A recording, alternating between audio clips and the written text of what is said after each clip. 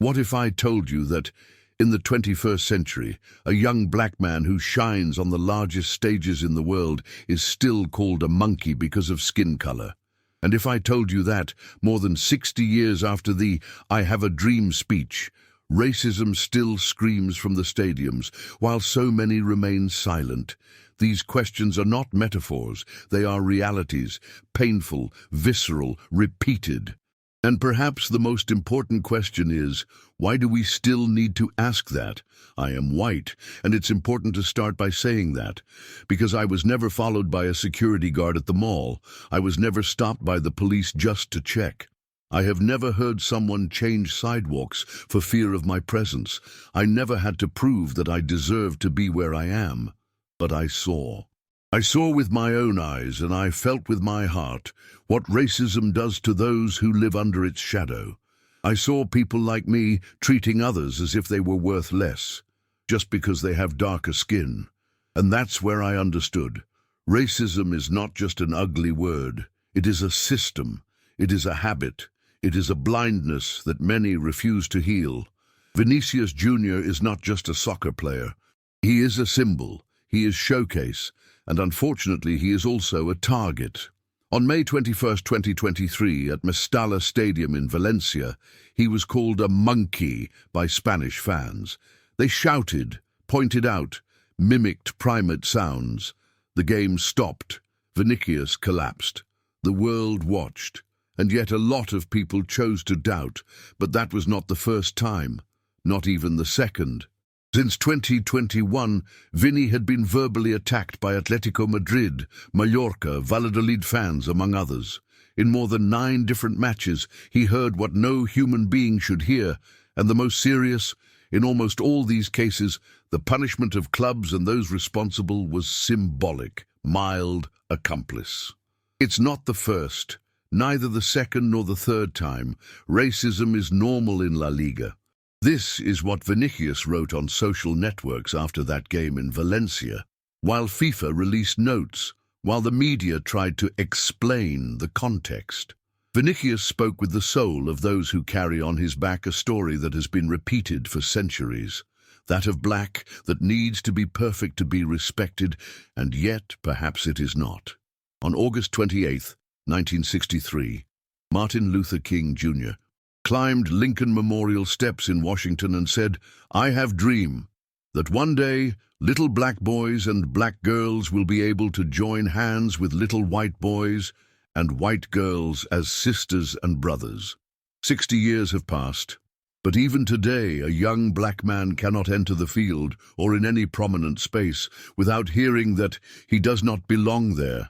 King also said, "Injustice anywhere is a threat to justice everywhere." And if there is one thing that the case of Vinícius Jr. has opened, is that injustice still has a microphone. There is still stands.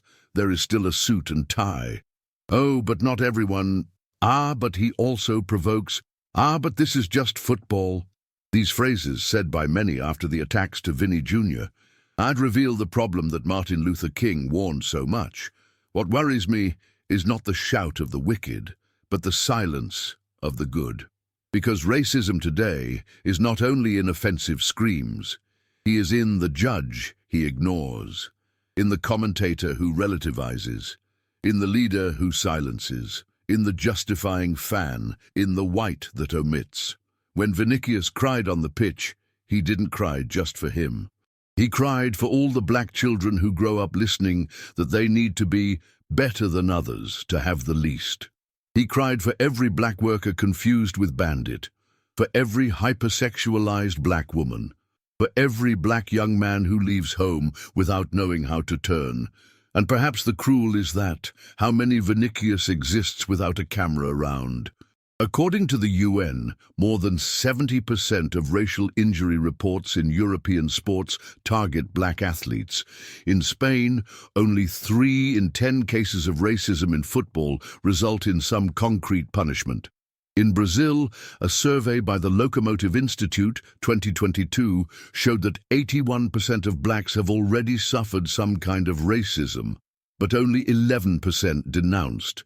This has a name: structural impunity. And it feeds racism every day.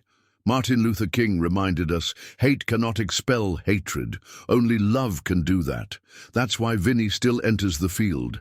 That's why you still dance when scoring. That's why smiles, even with tired eyes. Because to resist is also to love yourself. It is to affirm humanity itself where they try to deny it. What do we do when you see a young black man being attacked? Do we share the video or shares the pain? We sympathize or protect yourself in silence? Because the problem was never the cry of Vinicius. The problem is the empty echo that responds.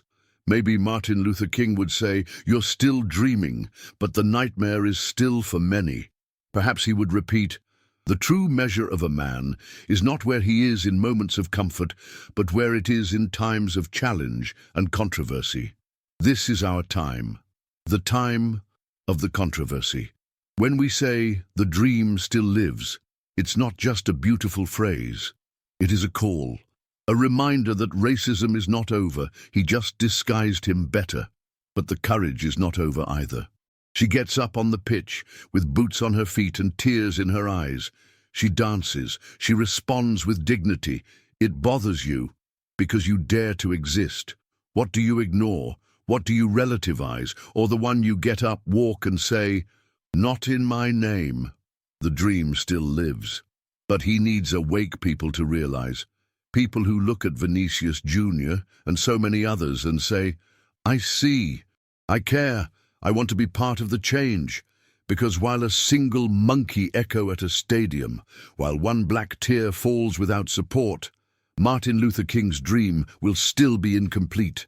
And it's up to me. It's up to you. It's up to us.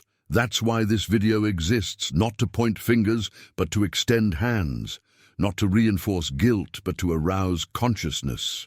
Because racism is not a problem with only blacks. It is a problem of humanity. And while most choose the comfort of silence instead of the discomfort of justice, Martin Luther King's dream will remain asleep. But we can wake him up. With small attitudes, with firm words, with eyes open. When a white refuses to laugh at a racist joke, when a teacher teaches the full story, when a fan gets up from the stands and says, "Here, no, this is how the dream lives, this is how the change begins," not from top to bottom, but from the inside out. Vinícius Jr. did not ask to be a symbol, but today he is. And when he enters the field, he carries in the boots something much bigger than football. It carries memory, resistance, and the hope of a future where no one needs to scream to be treated as human. If you felt something listening to this story, don't ignore it. Do not treat like another video you will forget after a few minutes. Because this scream is not only from Vinícius, this cry is of an entire people. And maybe, just maybe, your voice is exactly what is missing to turn this scream into echo. An echo that does not hurt, but heals. That does not divide, but unites. That does not move away, but approaches. Martin Luther King's dream is still alive. But now, he needs to dream about us all. If you are awake, come with us. Vinícius Jr. His scream is the echo of Martin Luther King's dream asking for help. The question is, will you keep sleeping, or will you wake up to reality? If it touched you in any way, share it. But it doesn't just share the video, shares consciousness. Talk about it, questions, corrects, listening, learn, teaches. Because every attitude of yours can be the beginning of a fairer world. Be part of the noise that shuts up racism, because the silence, this one we already know.